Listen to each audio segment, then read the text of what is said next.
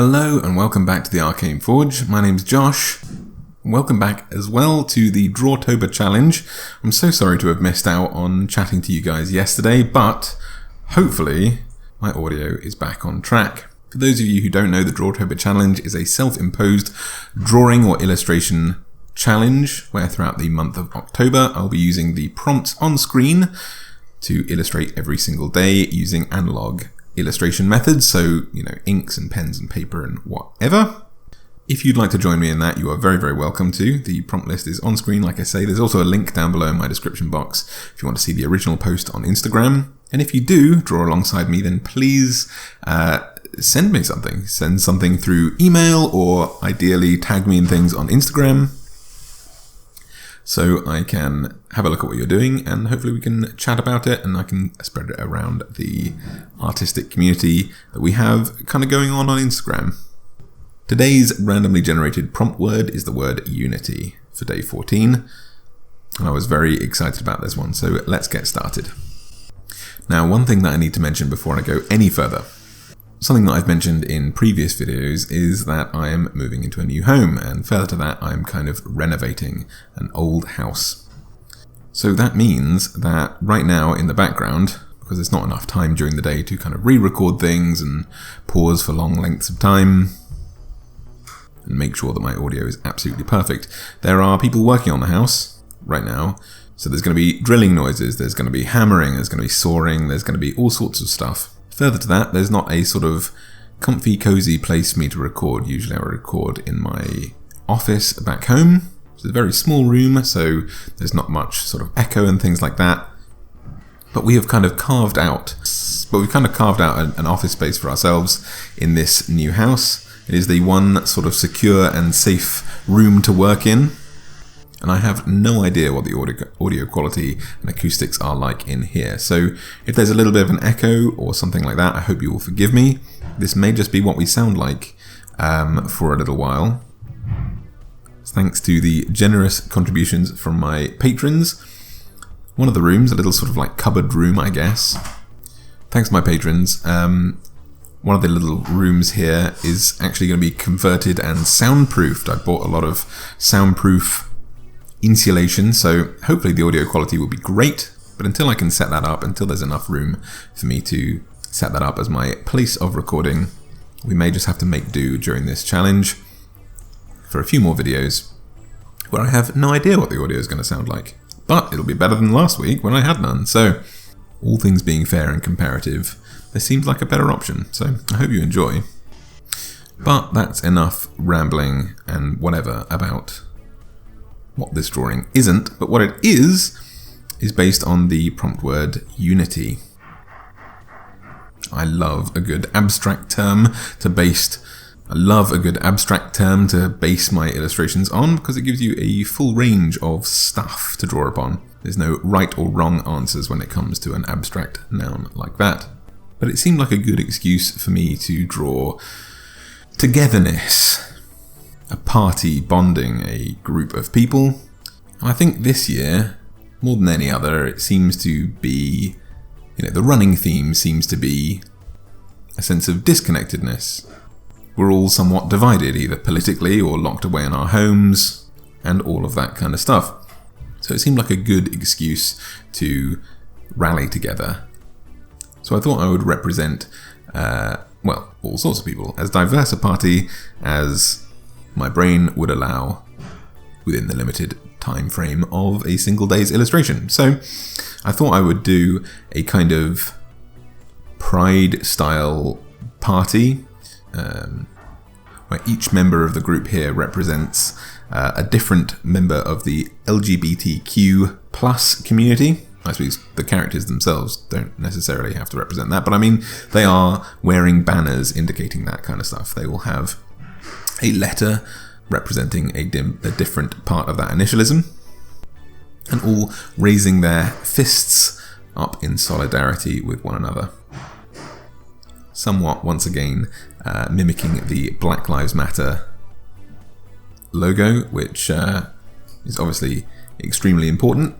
But yeah, so I thought I would draw a nice group here I have a heavily armoured elf on the far left with an undercut. The hairstyle that I maintain looks good on absolutely everybody.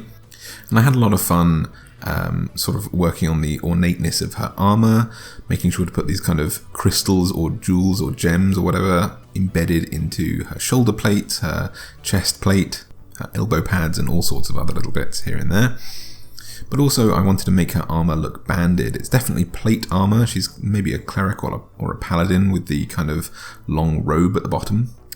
But I wanted elf armour to, I always want my elves to look like they have some sort of magical nature to their armour and to their clothes and pretty much everything, really. So I like the idea of the bands here being flexible, almost like like a skin in a computer game or something like that. Almost like there's clipping involved, The armour doesn't have to be built with joints and things like that in it because it simply moves and shifts as they need. So I had a lot of fun illustrating her. I confronted my own anti-gnome prejudice to draw a fun little gnome here with, sort of curled themes being what I wanted to go for with him. So he's got a large handlebar moustache. He looks like a very cheeky chap. Went for a kind of gnomish wizard with the big wizard hat there. He's got a curled beard and little curly shoes as well. We've got our knight in the centre there. I had to draw at least one human because I wanted an excuse to draw more chainmail. And because I kind of wanted to show what sort of, to accentuate the strangeness of the elf's magical armour, I wanted to have some human armour that we're more familiar with, some sort of joints and so on.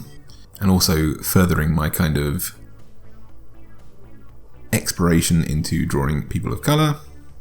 I followed a really cool tutorial on how to do this kind of, it's not really cornrows, I don't know the name of the hairstyle, but this kind of series of thin braids here. Either way, I really liked his hairstyle. It looks very, very cool. And I also gave him a sort of similar shoulder pad to the cleric or paladin that I did in the hide prompt, maybe showing that there's some kind of order of knights. Who knows, maybe I'll actually fit these guys into my campaign at some point, this kind of starburst design that he has on his pauldron there. Then, representing the T in LGBTQ, I have a tabaxi. Oh, that seems fitting, I didn't even think of that actually. T for tabaxi as well. And I always kind of picture my tabaxi, or at least I use influence from sort of like Arabic designs, I guess, here. Maybe that's not quite right, but very hot countries anyway. So she's got very loose-fitting clothes. She's got a hood to maybe keep the sun out of her eyes. Tighter bands around her wrists and around her belt there for sort of more freedom of movement, and so on. I haven't really drawn many sort of anthropomorphic animal characters either in my illustrations. I draw a lot of animals and monstrosities and so on. But she was quite fun to draw. I think tabaxi are one of the most requested creatures from you guys whenever I draw sort of like player characters and things. We have the Q in LGBTQ just to this tabaxi's right in the form of a dwarf with some very, very thick braids, looking extremely tough and strong. She's got a massive bicep there, so maybe the barbarian of the party, who knows. And I made sure to use the kind of angular and fairly chunky designs that are familiar to representations of dwarves. So the Q is very angular there, and she's also got this bracelet, this kind of six-sided bracelet as well. And I think I mentioned on numerous occasions that I like the idea of dwarven women being able to have beards. So I kind of hinted at that. I gave her some very, very long sideburns leading into kind of like a bit of a moustache. I always like that option being available to my players because I think that's what makes dwarves stand out quite a lot. And there are some very, very cool designs that I've seen online for dwarven female beards. Hopefully I'll get a chance to draw a few more of those.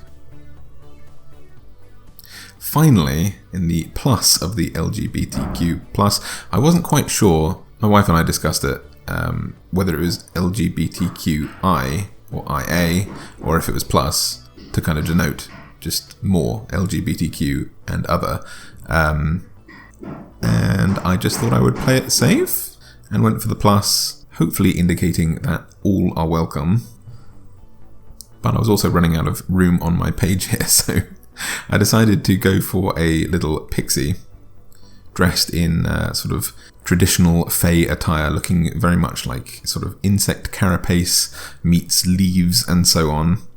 And they are struggling to lift this massive cross on a chain, but still doing the little fist pump of representation there. So I had a lot of fun with this character. Seems like a very, very fun party.